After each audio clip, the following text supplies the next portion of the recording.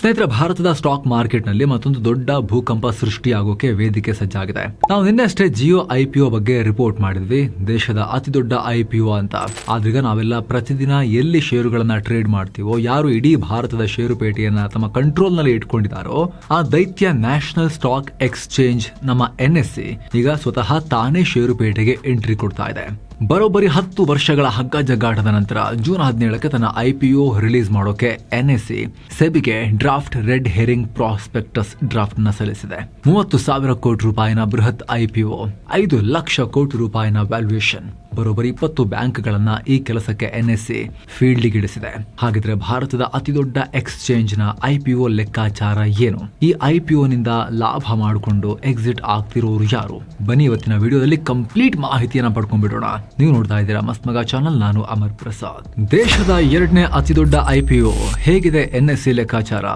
Main ವಿಚಾರಕ್ಕೆ ಬರೋಕ್ಕೂ ಮುನ್ನ IPO ನ ಸೈಜ್ ಎಷ್ಟಿದೆ ಅಂತ ಒಮ್ಮೆ ಅರ್ಥ ಮಾಡ್ಕೋಬೇಕು. NSE ತನ್ನ DRHP ಡ್ರಾಫ್ಟ್ ಪೇಪರ್ ಅನ್ನ ಸೆಬಿಗೆ ಸಲ್ಲಿಸಿದೆ.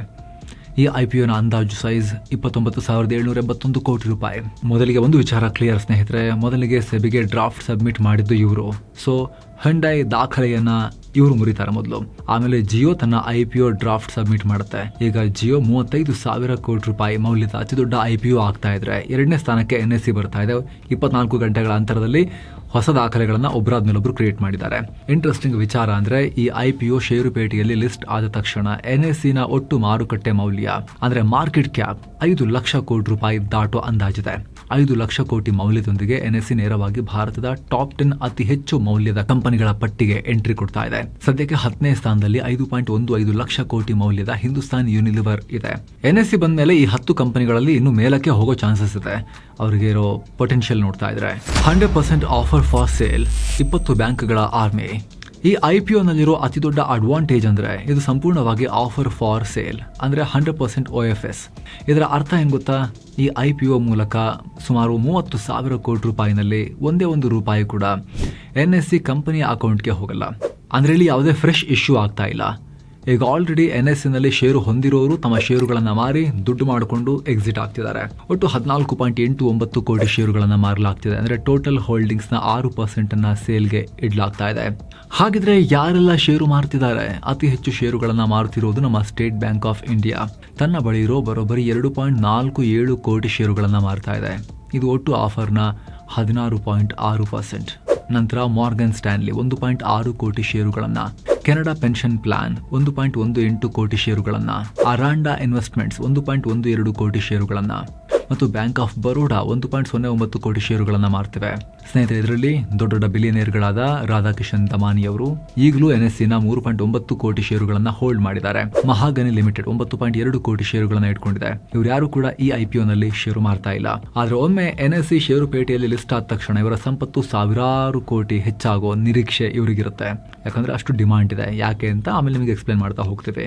ಆದ್ರೆ ಈ ಮೆಗಾ IPO ನ ಮ್ಯಾನೇಜ್ ಮಾಡೋಕೆ ಭಾರತದ ಇತಿಹಾಸದಲ್ಲಿ ಮೊದಲ ಬಾರಿಗೆ 20 ಫಿನಾನ್ಷಿಯಲ್ ಸಂಸ್ಥೆಗಳು, ಬ್ಯಾಂಕ್ಗಳನ್ನ, ದೊಡ್ಡ ಈ ಪಡೆಯನ್ನ ಕಣಕ್ಕಿಳಿಸಲಾಗಿದೆ. ಇದರಲ್ಲಿ ಆಲ್ಮೋಸ್ಟ್ ಜಿಯೋ ಸ್ಟೋರಿ ಹೇಳಿದ್ವಲ್ಲ, ಆ ಬ್ಯಾಂಕ್ಗಳೇ ಫಿನಾನ್ಷಿಯಲ್ ಸಂಸ್ಥೆಗಳಿದಾವೆ. MUFG ಇನ್ ಟೈಮ್ ಇಂಡಿಯಾ ಕಂಪನಿಯನ್ನ ರಿಜಿಸ್ಟ್ರಾರ್ ಆಗಿ ನೇಮಿಸಲಾಗಿದೆ. ಇನ್ನು ಸ್ನೇಹಿತರೆ, ಮುಂದುವರಿಯ ಮುನ್ನ ಒಂದು ಸಣ್ಣ ಮನವಿ. ವಿಡಿಯೋ ಕೆಳಗಡೆ ಡಿಸ್ಕ್ರಿಪ್ಷನ್ ಮತ್ತು ಪಿನ್ ಮಾಡಿರೋ ಕಾಮೆಂಟ್ ನಲ್ಲಿ ಟರ್ಮ್ ಇನ್ಶೂರೆನ್ಸ್ ಮತ್ತು ಹೆಲ್ತ್ ಇನ್ಶೂರೆನ್ಸ್ ನ ಲಿಂಕ್ ಇದೆ ಸ್ನೇಹಿತರೆ. ಯಾರೇನು ಮಾಡಿಸಿಲ್ಲ ಮಿಸ್ ಇಲ್ಲೇ ಚೆಕ್ ಮಾಡಿ.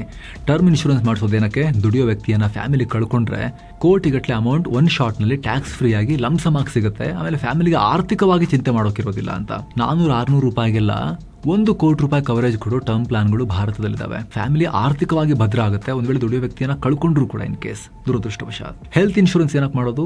ಏನಾದ್ರೂ ಹುಷಾರು ತಪ್ಪಿ ಅಥವಾ ಏನೋ ಒಂದು ಕಾರಣಕ್ಕೆ ಹಾಸ್ಪಿಟಲ್ ಅಡ್ಮಿಟ್ ಆಗೋ ಪರಿಸ್ಥಿತಿ ಬಂದ್ರೆ 3-4 ದಿನಗಳ ಅಡ್ಮಿಷನ್ ಆರ್ಥಿಕವಾಗಿ ಒಂದು ಮಿಡಲ್ ಕ್ಲಾಸ್ ಫ್ಯಾಮಿಲಿಯನ್ನ ಅಥವಾ ಯಾವುದೇ ಫ್ಯಾಮಿಲಿಯನ್ನ ದಿವಾಳಿ ಮಾಡಬಾರ್ದು ಅಂತ ಹೇಳಿ, ಸಾಲ ಮಾಡೋ ಪರಿಸ್ಥಿತಿ ಬರಬಾರ್ದು ಅಂತ ಹೇಳಿ. ಹಾಸ್ಪಿಟಲ್ ಚಾರ್ಜಸ್, ಟ್ರೀಟ್ಮೆಂಟ್ ಚಾರ್ಜಸ್ ತುಂಬಾ ಜಾಸ್ತಿ ಆಗ್ತಿರೋದು ನಿಮಗೆ ಗೊತ್ತೇ ಇದೆ. 600-700 ರೂಪಾಯಿಗೆಲ್ಲ ತಿಂಗಳಿಗೆ 5-10 ಲಕ್ಷ ರೂಪಾಯಿ ಕವರೇಜ್ ಇರೋ ಹೆಲ್ತ್ ಇನ್ಶೂರೆನ್ಸ್ ಮಾಡ್ಸಕ್ ಸಾಧ್ಯ ಇದೆ. ಅವಾಗ ಅಷ್ಟು ಹಾಸ್ಪಿಟಲ್ ಬಿಲ್ನ ಭಯ ಇರೋದಿಲ್ಲ. ಇನ್ಶೂರೆನ್ಸ್ ಕಂಪನಿ ಹಾಸ್ಪಿಟಲ್ ಬಿಲ್ ಕಟ್ಟುತ್ತೆ. ಅವಾಗ ದುಡ್ದಿರೋ ದುಡ್ಡು ಸೇಫ್ ಆಗಿರುತ್ತೆ. ಆಸಕ್ತರು ಇನ್ನು ಯಾರು ಮಾಡಿಸಿಲ್ಲ, ಮಿಸ್ ಇಲ್ಲದೆ ವಿಡಿಯೋ ಕೆಳಗಡೆ ಡಿಸ್ಕ್ರಿಪ್ಷನ್ ಮತ್ತು ಪಿನ್ ಮಾಡಿರೋ ಕಾಮೆಂಟ್ ಇಲ್ಲಿರೋ ಲಿಂಕನ್ನು ಚೆಕ್ ಮಾಡಿ ಸ್ನೇಹಿತರೆ. ಎರಡೂ ಲಿಂಕ್ ಇದೆ. ಬನ್ನೀಗ ಕಂಟಿನ್ಯೂ ಮಾಡೋಣ. 10 ವರ್ಷಗಳ ವನವಾಸ, ಸೆಬಿಯ 1490 ಕೋಟಿ ರೂಪಾಯಿ ದಂಡ. ಸ್ನೇಹಿತರೆ, ನಿಮ್ಮಲ್ಲಿ ಅನೇಕರಿಗೆ ಒಂದು ಡೌಟ್ ಇರಬಹುದು, ಇಷ್ಟೊಂದು ದೊಡ್ಡ ಎಕ್ಸ್ಚೇಂಜ್ IPO ತರೋಕೆ ಇಷ್ಟೊಂದು ವರ್ಷ ಯಾಕಾಯಿತು ಅಂತ. ಇದಕ್ಕೆ ಕಾರಣ NSE ಮೊದಲ ಬಾರಿಗೆ IPOಗೆ ಪ್ಲಾನ್ ಮಾಡಿದ್ದು 2016ರಲ್ಲಿ. ಆದ್ರೆ 2015ರಲ್ಲಿ ಒಂದು ದೊಡ್ಡ ಹಗರಣ ಸ್ಫೋಟ ಆಯಿತು. ಅದೇ ಕೋ ಲೊಕೇಶನ್ ಅಕ್ರಮ. 2010 ಜನವರಿಯಲ್ಲಿ NSE ಶುರು ಮಾಡಿದ ಈ ಕೋ ಲೊಕೇಶನ್ ಫೆಸಿಲಿಟಿಯ ಅಸಲಿ ಸ್ಟೋರಿ ಕೇಳಿದ್ರೆ ಶಾಕ್ ಆಗ್ಬೋದು. ಸಿಂಪಲ್ ಆಗಿ ಹೇಳಬೇಕು ಅಂದ್ರೆ, ಕೆಲ ಪ್ರಭಾವಿ ಬ್ರೋಕರ್ಗಳಿಗೆ ಒಂದಷ್ಟು ಫೀಸ್ ಕಟ್ಟಿ ತಮ್ಮ ಸರ್ವರ್ಗಳನ್ನ NSE ಬಿಲ್ಡಿಂಗ್ ನಲ್ಲೇ, ಅಂದ್ರೆ ಎಕ್ಸ್ಚೇಂಜ್ ನ ಮೇನ್ ಸರ್ವರ್ ಪಕ್ಕದಲ್ಲೇ ಇಟ್ಕೊಳ್ಳೋ ಸಿಸ್ಟಮ್ ಇದು. ಇದರಿಂದ ಏನಾಯ್ತು ಅಂದ್ರೆ, ಆ ಬ್ರೋಕರ್ಗಳಿಗೆ ಹೈ ಫ್ರೀಕ್ವೆನ್ಸಿ ಟ್ರೇಡಿಂಗ್ ಮತ್ತು ಆಲ್ಗೋ ಟ್ರೇಡಿಂಗ್ ಮೂಲಕ ಕೇವಲ 1 ಸೆಕೆಂಡ್ಗೂ ಕಡಿಮೆ ಟೈಮ್ ನಲ್ಲಿ ಸಾವಿರಾರು ಆರ್ಡರ್ ಗಳನ್ನ ಪ್ಲೇಸ್ ಮಾಡೋ ಸೂಪರ್ ಫಾಸ್ಟ್ ಆಕ್ಸೆಸ್ ಸಿಕ್ತು. ನಾರ್ಮಲ್ ಆಗಿ ಟ್ರೇಡ್ ಮಾಡೋ ಸಾಮಾನ್ಯ ರಿಟೇಲ್ ಇನ್ವೆಸ್ಟರ್ಸ್ಗೆ ಪ್ರೈಸ್ ಅಪ್ಡೇಟ್ ಆಗೋದಕ್ಕೂ ಕೋ ಲೊಕೇಶನ್ ಸರ್ವರ್ ಗಳಿಗೆ ಬರೋ ಟಿಕ್ ಬೈ ಟಿಕ್ ಡೇಟಾಗೂ ವ್ಯತ್ಯಾಸ ಇತ್ತು. ಅತಿ ದೊಡ್ಡ ಅಚ್ಚರಿಯ ವಿಚಾರ ಏನು ಅಂದ್ರೆ, ಇಷ್ಟು ದೊಡ್ಡ ಲೆವೆಲ್ನ ಟೆಕ್ನಾಲಜಿ ಪರ್ಮಿಷನ್ ಕೊಡೋಕ್ಕೂ ಮುನ್ನ ಪಬ್ಲಿಕ್ ಒಪಿನಿಯನ್ ಕೇಳಿರಲಿಲ್ಲ, ಟೆಕ್ನಿಕಲ್ ಕಮಿಟಿಯೊಂದಿಗೂ ಚರ್ಚೆ ಮಾಡಿರಲಿಲ್ಲ. ಇದು ದೇಶದಲ್ಲಿ ದೊಡ್ಡ ಸಂಚಲನಕ್ಕೆ ಕಾರಣ ಆಯಿತು. ಇದೇ ಕಾರಣಕ್ಕೆ, ಇದೆಲ್ಲ ವಿವಾದ ಆದ ಕಾರಣಕ್ಕೆ ಸೆಬಿ ಆಮೇಲೆ NSE IPOಗೆ ಸ್ವಲ್ಪ ತಡೆ ಹಾಕಿತ್ತು. 10 ವರ್ಷಗಳ ಕಾಲ ಈ ಕೇಸ್ ನಡೀತು. ಅಂತಿಮವಾಗಿ NSE ಬರೋಬ್ಬರಿ 1490 ಕೋಟಿ ರೂಪಾಯಿ ದಂಡವನ್ನ ಸೆಬಿಗೆ ಕಟ್ಟೋಕೆ ಒಪ್ಕೊಳ್ತು. ಅದಾದ್ಮೇಲೆ ಈಗ ಕೋ ಲೊಕೇಶನ್ ಮಾಡೋದನ್ನ ಕೂಡ ಅದು ಅವಾಗ ಏನು ತಪ್ಪು ಮಾಡಿದ್ರು ಅಂತ ಏನು ಹೇಳಲಾಯಿತು, ಅದನ್ನೀಗ ಲೀಗಲ್ಲೇ ಮಾಡಲಾಗಿದೆ. ಹೆಸರಿಗಷ್ಟೇ ಡುವೋಪೊಲಿ, NSE ಮಾರ್ಕೆಟ್ನಲ್ಲಿ ಕಿಂಗ್. ನಿಮ್ಗೆ ಗೊತ್ತಿದೆ ಸ್ನೇಹಿತರೆ, ನಮ್ಮ ದೇಶದಲ್ಲಿ ಸ್ಟಾಕ್ ಎಕ್ಸ್ಚೇಂಜ್ ಅಂತ ಇರೋದು ಒಂದು NSE, ಮತ್ತೊಂದು ತುಂಬಾ ಹಳೆದು BSE. NSEನ ಅಸಲಿ ಬಿಸ್ನೆಸ್ ಮಾಡೆಲ್ ಹೇಗೆ ಕೆಲಸ ಮಾಡುತ್ತೆ ಅನ್ನೋದನ್ನ ನೋಡಿದ್ರೆ ನಿಮಗೆ ನಿಜಕ್ಕೂ ಆಶ್ಚರ್ಯ ಆಗುತ್ತೆ. ನಮ್ಮ ಭಾರತದಲ್ಲಿ ಇರೋದು ಕೇವಲ 2 ಪ್ರಮುಖ ಸ್ಟಾಕ್ ಎಕ್ಸ್ಚೇಂಜ್ಗಳು, BSE ಇನ್ನೊಂದು NSE. ನಿಮಗೆ ಗೊತ್ತು, ಕ್ಯಾಶ್ ಮಾರ್ಕೆಟ್ನಲ್ಲಿ NSE ಪಾಲು ಬರೋಬ್ಬರಿ 93% ಇದೆ, BSE ಪಾಲು ಕೇವಲ 7%. ಆಪ್ಷನ್ಸ್ ಆ್ಯಂಡ್ ಫ್ಯೂಚರ್ಸ್ನಲ್ಲಿ 75% ಶೇರ್ ಹೊಂದಿದೆ. ಇದು ಸ್ವಲ್ಪ ಹೆಚ್ಚು ಕಮ್ಮಿ ಆಗ್ತಿರುತ್ತೆ. ಇನ್ನು NSE ಲಾಭ ಮಾಡೋದ್ರಲ್ಲಿ ಕಿಂಗ್ ಮೇಕರ್, ಯಾಕಂದ್ರೆ NSEನ ನೆಟ್ ಪ್ರಾಫಿಟ್ ಮಾರ್ಜಿನ್ 52% ಇದೆ. ಸ್ನೇಹಿತರೆ, ಇದು ಟೆಕ್ನಾಲಜಿ ಬಿಸ್ನೆಸ್. ಯಾವುದೇ ಫ್ಯಾಕ್ಟರಿ ಇಲ್ಲ, ಖರ್ಚಿಲ್ಲ. ಕಂಪನಿಯ ಒಟ್ಟು ಆದಾಯದಲ್ಲಿ 80%ಗಿಂತ ಹೆಚ್ಚು ದುಡ್ಡು ಬರೋದೇ ಟ್ರಾನ್ಸಾಕ್ಷನ್ ಫೀಸ್ ಮತ್ತು ಡೆರಿವೇಟಿವ್ಸ್ ವಹಿವಾಟಿನಿಂದ. ಮಾರ್ಕೆಟ್ನಲ್ಲಿ ಲಾಭ ಆಗಲಿ ಲಾಸ್ ಆಗಲಿ, ನಾವು ಶೇರ್ ಕೊಂಡ್ಕೊಂಡ್ರು ಮಾರಿದ್ರು NSEಗೆ ಕಮಿಷನ್ ಹೋಗ್ತಾನೆ ಇರುತ್ತೆ. 2025-26 ಆರ್ಥಿಕ ವರ್ಷದಲ್ಲಿ ಲಾಭ ನೋಡೋದಾದ್ರೆ 10,302 ಕೋಟಿ ರೂಪಾಯಿ ಪ್ರಾಫಿಟ್ ಗಳಿಸಿದೆ. ಒಟ್ಟು ಆದಾಯ ಕೂಡ 18,700 ಕೋಟಿ ರೂಪಾಯಿ ಇತ್ತು. ಅಂದಹಾಗೆ ಕಳೆದ ಫೆಬ್ರವರಿ 1, 2026ರಿಂದ ಸರ್ಕಾರ F&O ಟ್ರೇಡಿಂಗ್ ಮೇಲೆ ಟ್ಯಾಕ್ಸ್ ರೇಟ್ ಚೇಂಜ್ ಮಾಡಿ ಹಾಕಿದೆ. ಫ್ಯೂಚರ್ಸ್ ಮೇಲಿನ STTಯನ್ನ ಶೇಕಡ 0.02ನಿಂದ 0.05ಗೆ ಏರಿಸಲಾಗಿದೆ. ಹಾಗೆ ಆಪ್ಷನ್ಸ್ ಮೇಲಿನ STTಯನ್ನ 0.10%ನಿಂದ 0.15ಗೆ ಏರಿಸಲಾಗಿದೆ. ಇದರಿಂದ NSE ಲಾಭದಲ್ಲಿ ಕುಸಿದಿದೆ. ಇದು ಈ ಸಲ ಲಾಭ ಕಮ್ಮಿ ಆಗುವಂತೆ ಮಾಡಿತ್ತು. ದಾಖಲೆ ಬರದ BSE, NSEಗೆ ಭಾರಿ ಡಿಮಾಂಡ್. NSEಗೆ ಇಷ್ಟೊಂದು ಕ್ರೇಜ್ ಯಾಕೆ ಸ್ನೇಹಿತರೆ? NSEನ ಏಕೈಕ ಕಾಂಪಿಟೇಟರ್ ಆಗಿರೋ BSE ಮಾಡಿರೋ ಮ್ಯಾಜಿಕ್ ನೋಡಿ. BSE ಮಾರುಕಟ್ಟೆಯಲ್ಲಿ ಲಿಸ್ಟ್ ಆಗಿದ್ದು ಫೆಬ್ರವರಿ 2017ರಲ್ಲಿ. 9-10 ವರ್ಷ ಆಗಿದೆ. ಇಲ್ಲಿ ಕಳೆದ 5 ವರ್ಷದ BSE ರಿಟರ್ನ್ಸ್ ನೋಡಿ. 2020ರಲ್ಲಿ ಬರೀ 57 ರೂಪಾಯಿ ಪರ್ ಶೇರ್ ಇತ್ತು ಪ್ರೈಸ್. ಇವತ್ತು 4,024 ರೂಪಾಯಿ. 5 ವರ್ಷಗಳಲ್ಲಿ ಬರೋಬ್ಬರಿ 7,000% ರಿಟರ್ನ್ಸ್.